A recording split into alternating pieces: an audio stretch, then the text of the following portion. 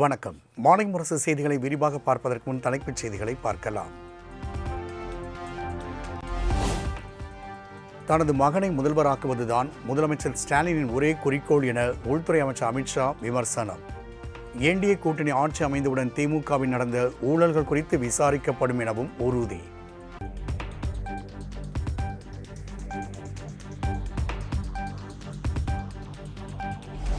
அதிமுக மற்றும் பாஜகவின் ஆட்சி அமைந்ததும் தமிழ்நாட்டின் இழந்த பெருமைகள் மீட்டெடுக்கப்படும். மொடக்குறிச்சியில் ரோட் ஷோ மேற்கொண்ட மத்திய உள்துறை அமைச்சர் அமித்ஷா பேச்சு.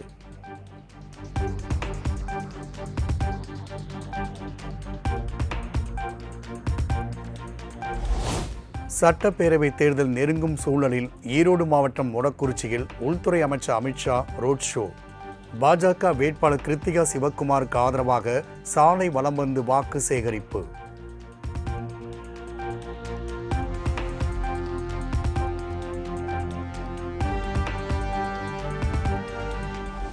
சென்னைக்கான தேர்தல் அறிக்கையை வெளியிட்டார் திமுக தலைவரும் முதலமைச்சருமான மு.க. ஸ்டாலின். 2026 சட்டமன்ற தேர்தலுக்கான தேர்தல் அறிக்கை ஏற்கனவே வெளியான நிலையில் சென்னைக்கு என தனியாக தேர்தல் அறிக்கை வெளியீடு.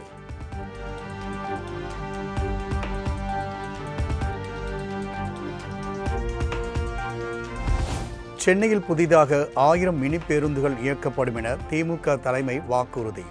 மெட்ரோ விரிவாக்க பணிகள், மழைநீர் வடிகால் பணிகள் உள்ளிட்டவை 2028ஆம் ஆண்டுக்குள் நிறைவு செய்யப்படும் என்றும் வாக்குறுதி.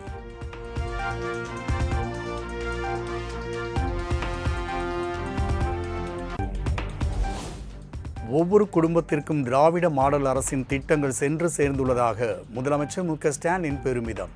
தமிழ்நாடு வளர்ச்சி என்பது வாக்குறுதியாக மட்டுமல்லாமல் அதனை களத்திலும் காண முடிகிறதா என எக்ஸலத்தில் பதிவு.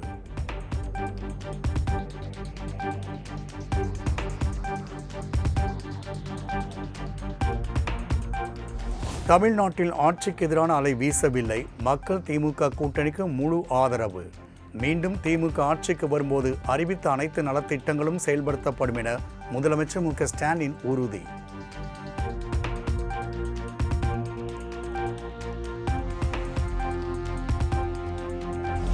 மகளிர் இடஒதுக்கீடு மசோதாவை தடுத்த திமுகவை தமிழக பெண்கள் வீழ்த்த வேண்டும் என தமிழக பாஜக மேலிட பொறுப்பாளர் பியூஷ் கோயல் வேண்டுகோள். பெண்கள் இடஒதுக்கீடு மசோதாவை கொண்டுவர பாஜக முயற்சிப்பதாகவும் காங்கிரஸ் திமுக அதனை எதிர்ப்பதாகவும் சாடல்.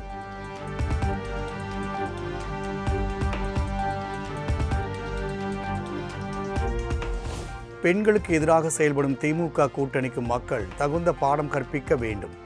தொகுதி மறுவரையறை மசோதாவை தோல்வியடச் செய்ததை சுட்டிக்காட்டி அதிமுக பொதுச் செயலாளர் எடப்பாடி பழனிசாமி விமர்சனம். மசோதாவுக்கு எதிர்த்து ஓட்டடித்த திமுகவுக்கு காங்கிரசுக்கு கூட்டணிக்கு தகுந்த பாடத்தை புகுட்டுவீர்களா?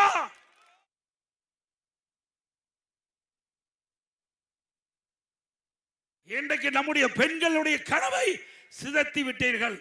சிந்திக்க வேண்டும். ஒவ்வொரு பெண்களும் தங்களுக்கு சட்டமன்றத்தில் 33%, நாடாளுமன்றத்தில் 33%, அதை தடுத்து நிறுத்தி அதற்கு கொண்டு வந்த மசோதாவுக்கு எதிர்த்து ஓட்டடித்த திமுகவுக்கு காங்கிரசுக்கு கூட்டணிக்கு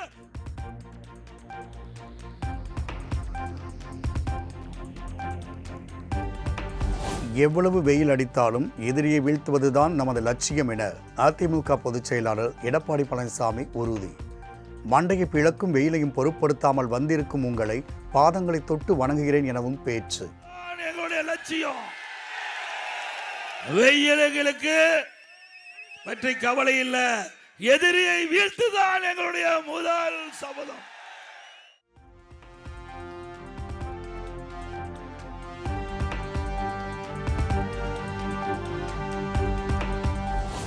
தமிழ்நாட்டுக்கு துரோகம் இழைக்கும் கூட்டணிதான் அதிமுக பாஜக. நாகையில் ஜவாஹிருல்லாவை ஆதரித்து பேசிய திமுக துணை பொதுச் செயலாளர் கனிமொழி குற்றச்சாட்டு.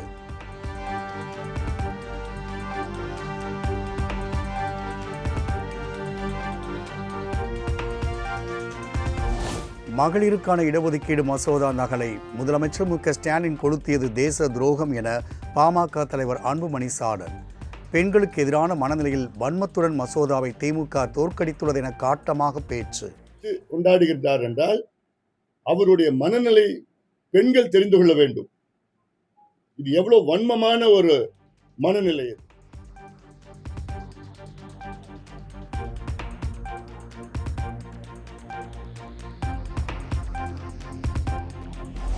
திமுகவை வீழ்த்த விஜய் ஆதரவாளர்கள் அதிமுகவிற்கு வாக்களிக்க வேண்டும் என பாமக தலைவர் அன்புமணி வேண்டுகோள். விஜய் ஆதரவாளர்கள் தங்கள் வாக்குகளை வீணாக்காதீர்கள் எனவும் அறிவுறுத்தார். அதனால்தான் நான் கேட்கிறேன், விஜய் உடைய ஆதரவாளருக்கு உங்களுடைய வாக்குகளை வீணாக்காதீர்கள், எங்களுக்கு வாக்களியுங்கள். அப்படி எங்களுக்கு வாக்களித்து உறுதியாக திமுக தோல்வி அடையும்.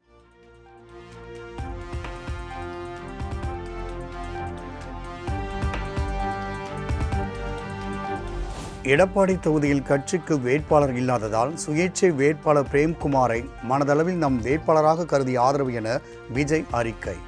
தாவேகாவின் சின்னத்தை முடக்கி குறுக்கு வழியில் வெற்றி பெற முயன்றோருக்கு பாடம் புகட்டுவோம் என சூளுரை.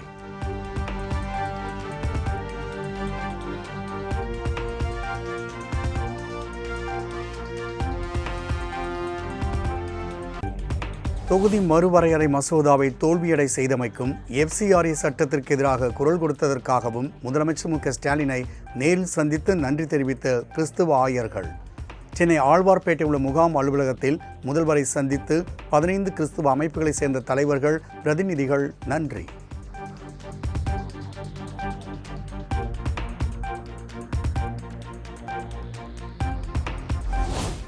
என்டிஏ கூட்டணி வேட்பாளர்களை ஆதரித்து பாதுகாப்புத்துறை அமைச்சர் ராஜ்நாத் சிங் ரோட் ஷோ. சாலையின் இருபுறமும் பாஜக, அதிமுக தொண்டர்கள் மற்றும் பொதுமக்கள் திரண்டு உற்சாக வரவேற்பு.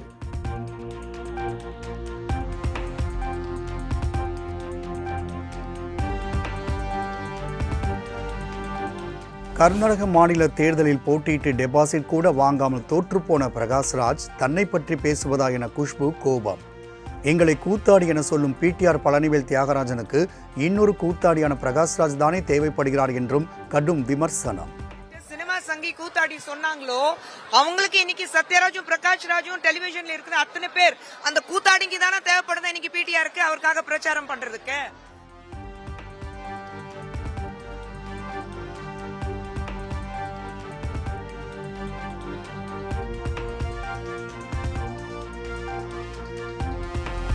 தமிழ்நாடு உளவுத்துறை ஐஜியாக அவினாஷ்குமார் நியமனம். தமிழ்நாடு உளவுத்துறை ஐஜியாக உள்ள செந்தில்வேலன் மாற்றப்பட்டு அவினாஷ்குமாரை நியமித்து தேர்தல் ஆணையம் உத்தரவு.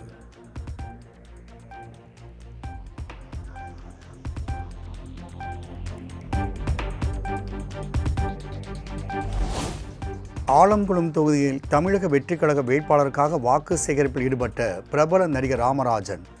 அதிமுகவின் தீவிர தொண்டனான ராமராஜன் தன் நண்பரின் மகனுக்காக தாவேகாவை ஆதரித்து வீதி வீதியாக பிரச்சாரம்.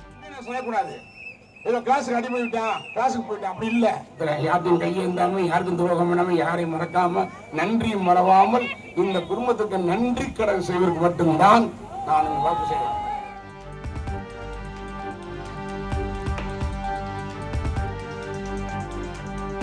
ஜோலார்பேட்டை தொகுதி திமுக வேட்பாளர் கவிதா தண்டபாணி குதிரை வண்டி ஓட்டியபடி வாக்கு சேகரிப்பு. பிரச்சாரத்துக்கு வந்த வேட்பாளர் மீது பொதுமக்கள் JCB மூலம் பூக்கள் தூவி வரவேற்பு.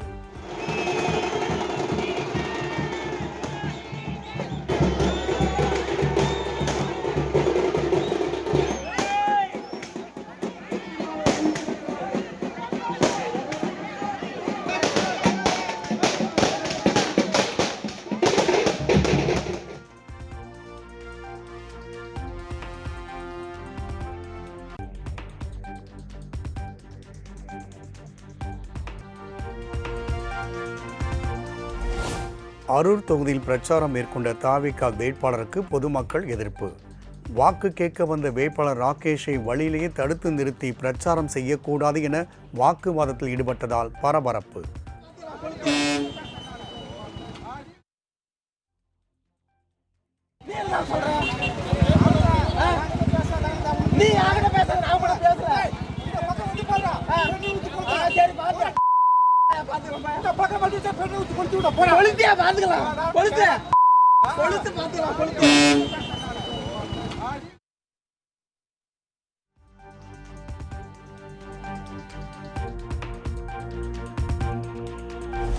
பரமக்குடி தொகுதியில் பொதுமக்களை கவரும் வகையில் கரும்பு ஜூஸ் போட்டு கொடுத்து தாவேகா வேட்பாளர் பிரச்சாரம்.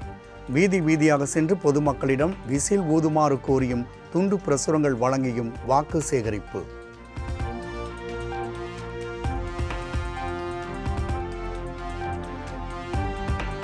திருப்பூரில் வசித்து வந்த மேற்கு வங்கத்தை சேர்ந்த புலம்பெயர்ந்த தொழிலாளர்கள் 50,000க்கும் மேற்பட்டோர் ரயிலில் சொந்த மாநிலத்திற்கு பயணம். மேற்கு வங்க மாநிலத்தில் முதற்கட்ட தேர்தல் வரும் 23ஆம் தேதி நடைபெறவுள்ள நிலையில் ரயிலில் முந்தியடித்தும் படியில் தொங்கியபடியும் பயணம்.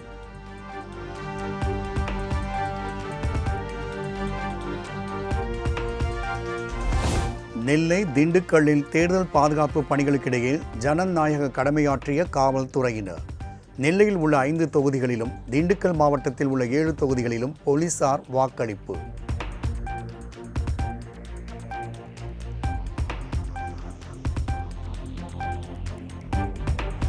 காஞ்சிபுரத்தின் 4 நாள்களாக எல்பிஜி நிலையங்கள் மூடப்பட்டதால் ஆட்டோ ஓட்டுநர்கள் கடும் அவதி.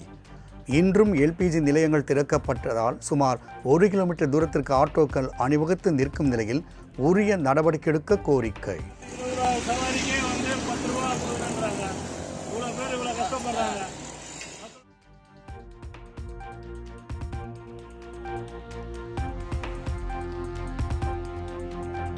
கிருத்திகையை முன்னிட்டு திருத்தணி சுப்பிரமணிய சுவாமி கோவிலில் பக்தர்கள் சாமி தரிசனம்.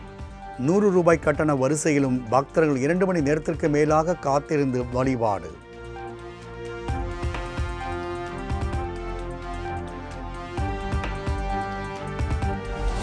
திருப்பத்தூர் அருகே கார் மீது தனியார் பேருந்து மோதி விபத்து. விபத்தில் கார் சுக்கு நூறாக நொறுங்கிய நிலையில் தம்பதியர் மற்றும் பச்சிளம் குழந்தை உயிர் தப்பி அதிசயம்.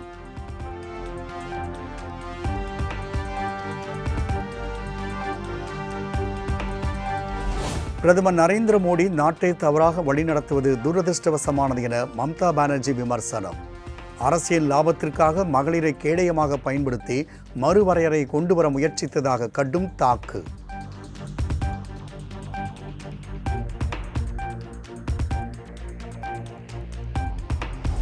குடியரசு துணைத் தலைவர் CP ராதாகிருஷ்ணன் 2 நாள் பயணமாக இலங்கை சென்றடைந்தார். இலங்கையின் வடக்கு மற்றும் கிழக்கு பிராந்தியங்களைச் சேர்ந்த தமிழ் தலைவர்களோடு கலந்துரையாட உள்ளதாக தகவல்.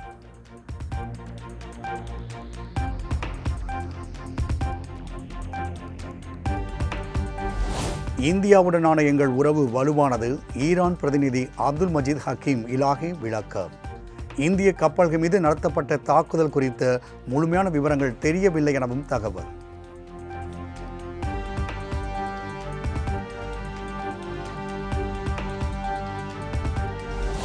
ரஷ்ய பெட்ரோலிய பொருட்களை வாங்குவதற்கான தளர்வு அடுத்த மாதம் 16ஆம் தேதி வரை நீட்டிப்பு. ரஷ்ய எண்ணெய்க்கு விதிக்கப்பட்ட தடையை நீக்க கோரி இந்தியா உள்ளிட்ட நாடுகள் வலியுறுத்திய நிலையில் அமெரிக்க நிதித்துறை நடவடிக்கை.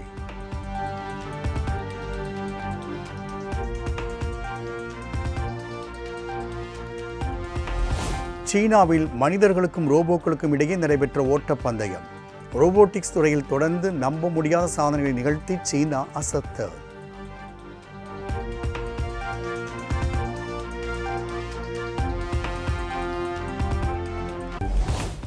IPL போட்டியின் இன்றைய லீக் ஆட்டத்தில் கொல்கத்தா, ராஜஸ்தான் அணிகள் மோதல். மற்றொரு ஆட்டத்தில் லக்னோ அணி எதிர்கொள்கிறது பஞ்சாப் கிங்ஸ்.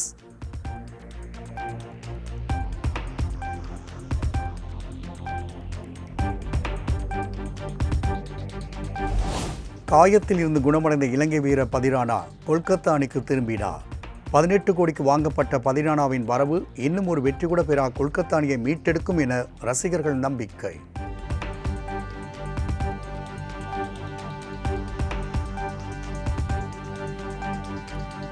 (2026) IPL தொடரில் இருந்து காயம் காரணமாக CSK வீரர் ஆயுஷ் மாத்ரே விலக உள்ளதாக தகவல். மாத்ரேவின் இழப்பு அணிக்கு மிகப்பெரிய இழப்பாக இருக்கும் என மைக் ஹசி தெரிவித்திருப்பதாக தகவல்.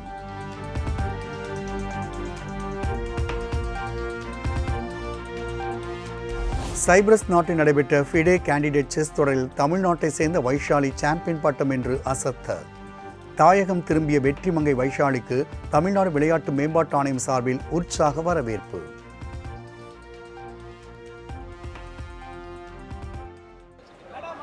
இல்ல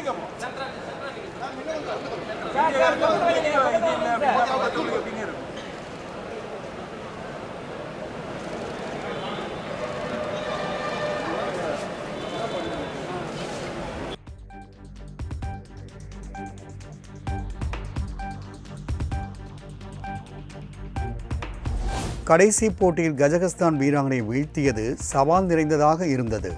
ஃபிடே கேண்டிடேட் செஸ் தொடரில் சாம்பியன் பட்டம் வென்றது மிகுந்த மகிழ்ச்சி அளிப்பதாகவும் வைஷாலி பேட்டி.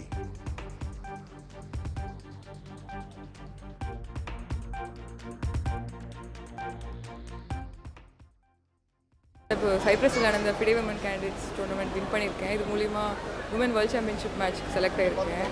அண்ட் அது ஒரு ட்ரீம் மூமெண்ட். ஸோ ரொம்ப சந்தோஷமாக இருக்குது. ஜூன் சைனீஸ் பிளேயர், அவங்க 5 டைம் வேர்ல்ட் சாம்பியன். அவங்க பயங்கர எக்ஸ்பீரியன்ஸ் இருக்குது. அண்டு ரொம்ப எக்ஸைட்டடாக இருக்கேன்.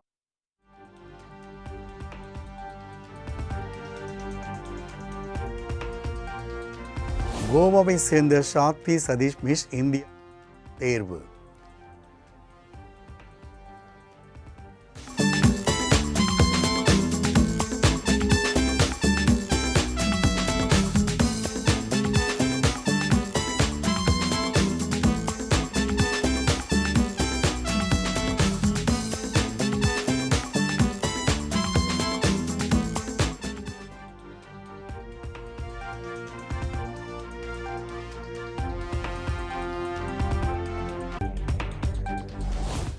இயக்குனர் பாரதி ராஜாவை நேரில் சந்தித்து நலம் விசாரித்த நடிகை ராதிகா. தாய் கிழவி படத்திற்காக ராதிகாவுக்கு தேசிய விருது கிடைக்க வேண்டும் என பாரதி ராஜா வாழ்த்து. அப்போ உடம்பு சரியில்லை, இப்ப பாத்துட்டீங்க, எனக்கு ஹாப்பி. உங்கனால தானே எவ்வளவு தூரம் நடிச்ச பாருங்க. நேஷனல் அவார்டு உனக்கு வரணும். நல்லா இருந்ததா படம்?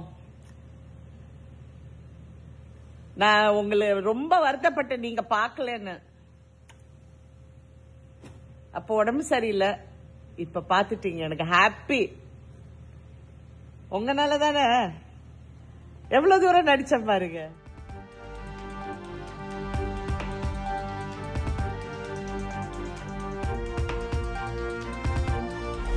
திருப்பதி ஏழுமலையான் கோவிலில் நடிகை தமன்னா சாமி தரிசனம். கோவிலுக்குள் தமன்னாவை பார்த்த ரசிகர்கள் செல்ஃபி எடுத்து உற்சாகம்.